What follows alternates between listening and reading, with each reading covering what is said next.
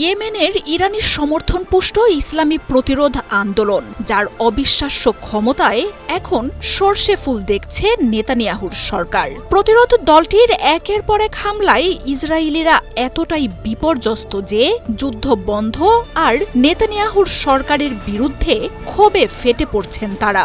ইসরায়েলের গণমাধ্যমগুলো বলছে, ইয়েমেনের যোদ্ধাদের দমনে ইসরায়েলের মিত্র যুক্তরাষ্ট্র হামলা করছে ঠিকই, কিন্তু ইরানের নেতৃত্বে গড়া প্রতিরোধ দলটির অস্ত্র আর ক্ষমতা অক্ষত রয়েছে। আর তাই ইরান ও ইয়েমেনের বুদ্ধির কাছে এখন চূড়ান্ত ধরাশায়ী হওয়ার পথে ইসরায়েল। প্রায় ২ বছর ধরেই ফিলিস্তিনের সমর্থনে ইসরায়েলের বিরুদ্ধে যুদ্ধ চালিয়ে আসছে ইয়েমেনের প্রতিরোধ যোদ্ধারা। আগের মেয়াদে নেতানিয়াহুর দেশটিতে হামলায় তারা ব্যবহার করেছে সাধারণ ক্ষেপণাস্ত্র।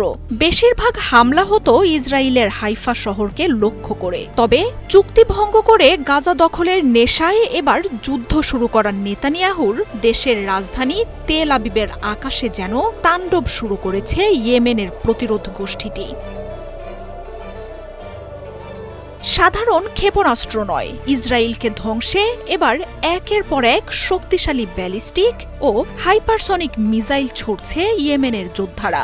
সব নিরাপত্তা ভেদ করে আঘাত হানা এসব ক্ষেপণাস্ত্রে এখন পুরোপুরি বিধ্বস্ত ইসরায়েল। যুদ্ধ যতদিন চলবে ততদিন ইসরায়েলে হামলা চালানোর ঘোষণা দিয়েছে তারা।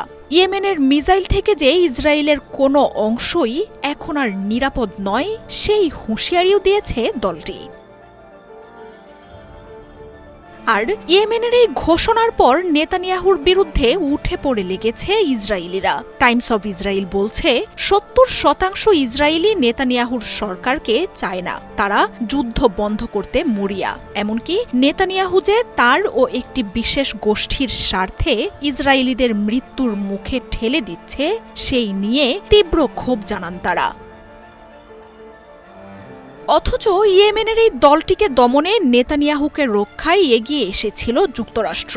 ইয়েমেনে একের পর এক বিমান হামলাও চালাচ্ছে ট্রাম্পের প্রশাসন। তবে ইসরায়েলের গণমাধ্যমগুলো বলছে, সেই হামলা ইরানের নেতৃত্বে গড়ে ওঠা দলটির কোনো ক্ষতিই করতে পারেনি।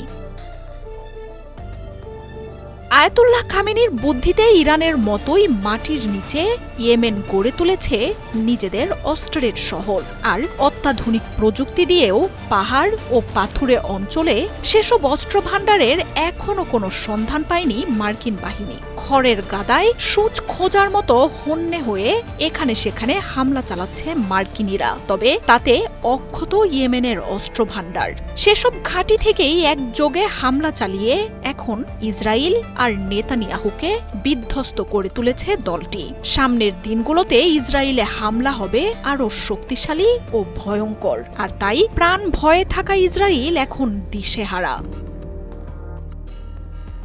মার্জিয়া উপমা, ৭১।